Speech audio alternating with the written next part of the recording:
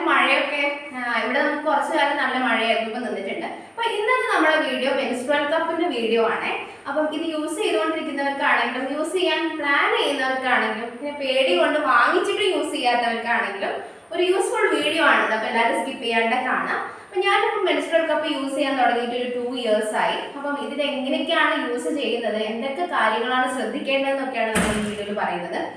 അപ്പം ഈ കപ്പ് അതുപോലെ തന്നെ സ്മോള്, മീഡിയം, ലാർജ് അങ്ങനെ പല സൈസുകളിലും അവൈലബിൾ ആണ്. അപ്പം നമ്മൾ ഓരോ ബോഡി ടൈപ്പ്, അതുപോലെ പ്രഗ്നൻസി കഴിഞ്ഞവരാണെങ്കിൽ അങ്ങനെ നോക്കിയിട്ട് വേണം നമ്മൾ വാങ്ങിക്കാൻ. ഇപ്പം സ്റ്റാർട്ടിൽ പീരിയഡ്സ് ആയി കുറച്ച് നാളായിട്ടുള്ള 2 years 3 years ഒക്കെ ആയിട്ടുള്ളവരാണെങ്കിൽ സ്മോള് മതി. അല്ല ഒരു പ്രഗ്നൻസി ഒക്കെ കഴിഞ്ഞതാണെങ്കിൽ നമുക്കൊരു മീഡിയം യൂസ് ചെയ്യുന്നതാണ് നല്ലത്. 2 പ്രഗ്നൻസി ഒക്കെ കഴിഞ്ഞാണെങ്കിൽ ലാർജ് യൂസ് ചെയ്യുന്നതാണ് നല്ലത്. അപ്പം ഓരോരുത്തരുടെ ഫ്ലോ അനുസരിച്ചും അതുപോലെ തന്നെ ബോഡി ടൈപ്പ് അനുസരിച്ചൊക്കെ നമുക്കിത് വാങ്ങിക്കാവുന്നതാണ്. പിന്നെ നമ്മളിത് വാങ്ങിക്കുമ്പം ഇപ്പം അത്യാവശ്യം എല്ലാം നല്ല ബ്രാൻഡിലുള്ള പ്രൊഡക്ട്സ് തന്നെയാണ്, കപ്പുകൾ തന്നെയാണ് അവൈലബിൾ ആയിട്ടുള്ളത്. പ്രത്യേകം ശ്രദ്ധിക്കേണ്ട ഒരു കാര്യം, നമ്മളിത് ഡയറക്റ്റ്ലി നമ്മുടെ ബോഡിയിലേക്കാണ് ഇൻസേർട്ട് ചെയ്യുന്നത്. അതുകൊണ്ട് ഇത് വളരെ ഹൈജീനിക് ആയിട്ട് നമ്മൾ സൂക്ഷിക്കണം എന്നുള്ളതാണ്. നമ്മളൊരു ഈസിനെസ്സിനാണ് ഇത് യൂസ് ചെയ്ത് കഴിയുമ്പോൾ നമുക്ക് വളരെ ഒരു ഈസിയും കംഫർട്ടായിട്ട് തോന്നും. നമ്മൾ സ്റ്റാർട്ടിങ്ങിലൊക്കെ നമ്മൾ പേടിച്ചിട്ട് നല്ല രീതിയിൽ ഇത് ഡബിൾ വാഷ് ചെയ്യും, അതുപോലെ തന്നെ നമ്മൾ ഹോട്ട് വാട്ടറിൽ വാഷ് ചെയ്യും, ഇട്ട് തിളപ്പിക്കും ഒക്കെ ചെയ്യും.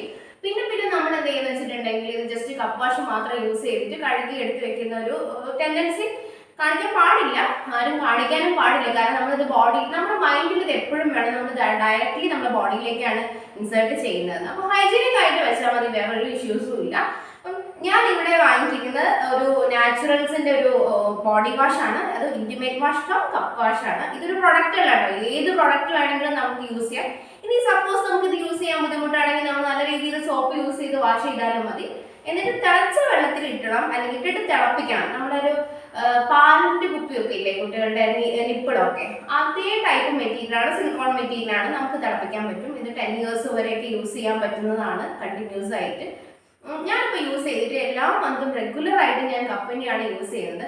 പിന്നെ പണ്ട് കാലത്തൊക്കെ നമ്മൾ മെൻസസ് ആയി കഴിഞ്ഞിട്ടാണെങ്കിൽ മൊത്തത്തിൽ മാറി നിൽക്കുന്ന അല്ലെങ്കിൽ ആ സാധനങ്ങളൊക്കെ മാറ്റി വെക്കുന്ന ഒരു ടെൻഷനാണ്, നമ്മളതൊരു താഴ്ന്ന രീതിയിലേക്ക് മാറ്റി വെക്കുന്നത്. പക്ഷെ ഇത് അങ്ങനെയല്ല.